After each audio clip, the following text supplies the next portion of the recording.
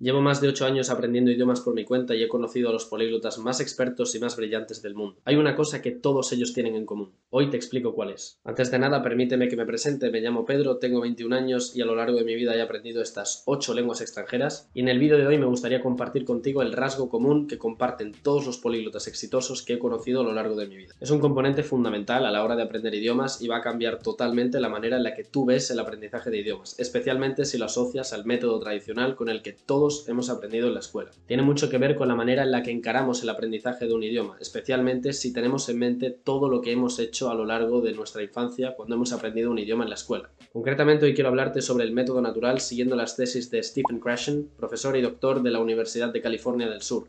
Este método se basa en la utilización del input comprensible para el aprendizaje de un idioma. Y os podéis preguntar, ¿qué es el input comprensible? Este concepto tiene dos términos fundamentales. El primero, input.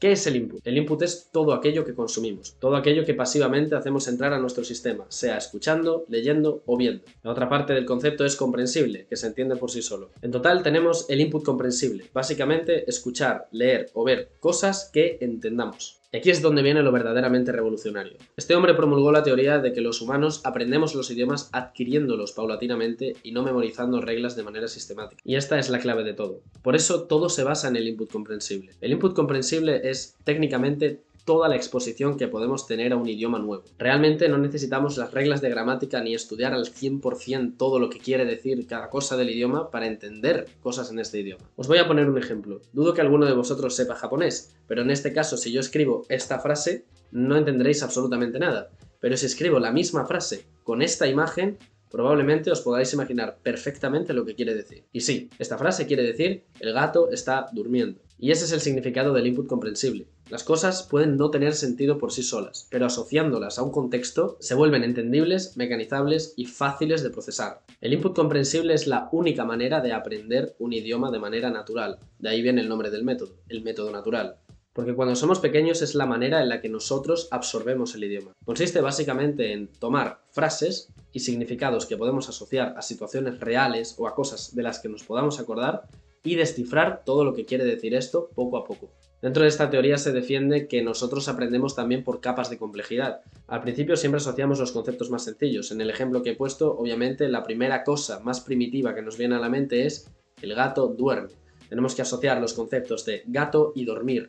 Y esa es la manera más sencilla de hacerlo. Sin embargo, obviamente podemos complicar las cosas y en lugar de decir el gato duerme, puedo decir el gato duerme en la silla o el gato está durmiendo en la silla, que aporta un pequeño matiz que la versión anterior no tenía. O puedo complicarme la vida y decir que el felino cansado ha encontrado un lugar para reposar. La manera en la que nosotros aprendemos estas frases es obviamente de más sencillo a más difícil. Fue exactamente igual cuando aprendimos a hablar nuestra propia lengua nativa. Primero aprendimos conceptos muy básicos y palabras con las que podemos juntar estos conceptos y después, solo después, aprendimos cómo complicar las cosas y enrevesarlas aún más. Por eso aquí está el punto clave que tenemos que tener en cuenta a la hora de elegir cuál va a ser nuestro input comprensible. Exactamente la dificultad. Igual que cuando hacemos ejercicio, que no puede ser demasiado fácil ni demasiado difícil, a la hora de aprender idiomas nos encontramos ante el mismo dilema. Tenemos que escoger contenido que nos sea difícil, pero no demasiado difícil. Yo recomiendo siempre buscar algo en lo que podamos entender intuitivamente sin buscar nada entre un 60 y un 80%. Esa es la zona de crecimiento, porque vamos a encontrar suficientes cosas que no conocemos y suficientes cosas que ya conocemos y con las que ya estamos familiarizados. El input ideal es aquel que puedes entender con un poquito de esfuerzo. Por eso, cuando la gente empieza a ver una serie en inglés y no tiene ni idea de lo que están diciendo en la serie, no aprende inglés. Obviamente, dentro de Comprehensible Input hay dos partes, que sea input y que sea comprensible. Si el input es input pero no es comprensible, no vamos a conseguir ningún tipo de resultado. Tenemos que adaptar este input al nivel que tenemos y eso muchas veces es lo más difícil de hacer. A continuación te voy a ayudar a que elijas el tipo de contenido en función del nivel que tengas a la hora de aprender un idioma, independientemente del idioma que sea. Obviamente, para lenguas más próximas a tu lengua nativa, muchas veces ya podrás entender cosas sin ni siquiera estudiar el idioma. En el caso del portugués o el italiano, si hablas español, es probable que ya los puedas entender aunque jamás hayas escuchado nada en este idioma. No obstante, evidentemente y dependiendo de tus circunstancias de partida, vas a necesitar más o menos refuerzo para hacerte una base del idioma.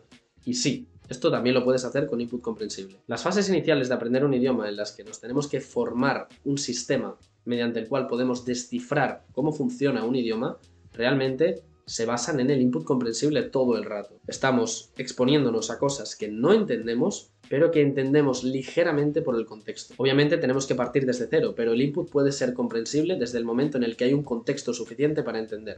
Vamos a ver cómo adaptar ese input comprensible al nivel que tenemos en cada caso. Voy a dividirlo en 3 secciones principales. Primero vamos a hablar de lo más sencillo y más fácil, escuchar o ver contenido. Muchas personas recomiendan ver dibujos animados para niños pequeños cuando empiezan a aprender un idioma, y para mí, personalmente, esto depende del tipo de persona. Si te aburre hacer esto, no lo hagas. Si no te aburre, adelante. La máxima es muy simple. El input comprensible tiene que ser input, por supuesto, comprensible, muy importante, y no aburrido.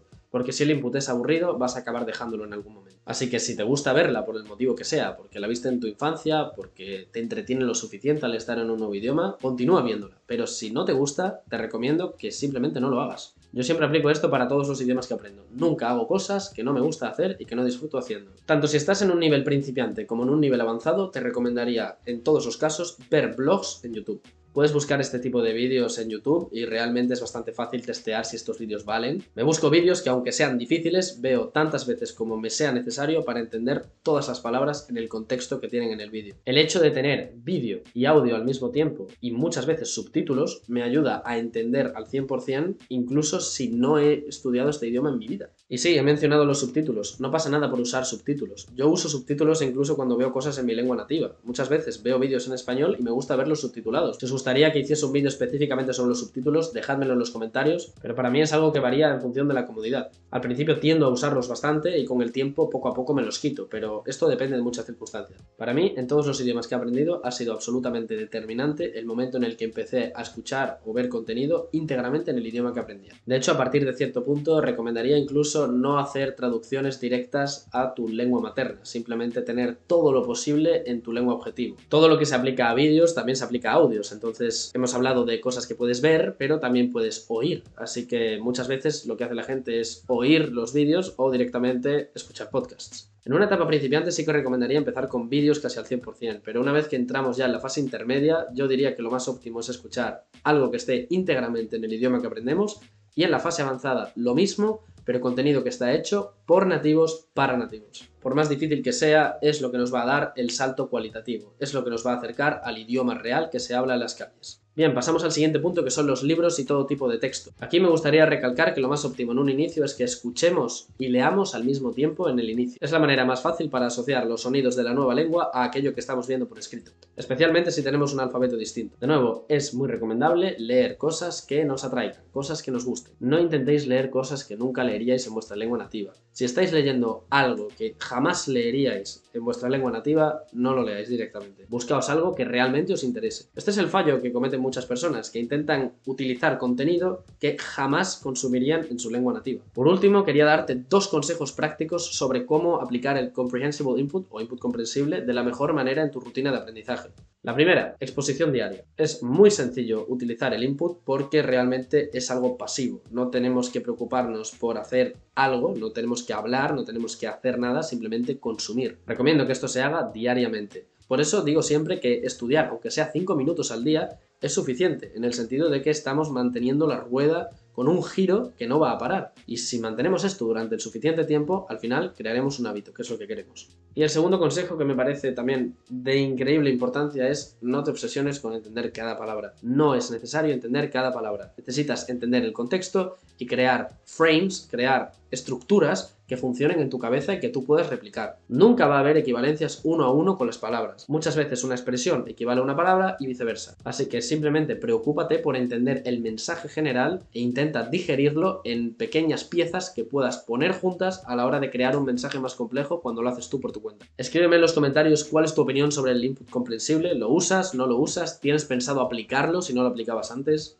Y nada más, eso es todo.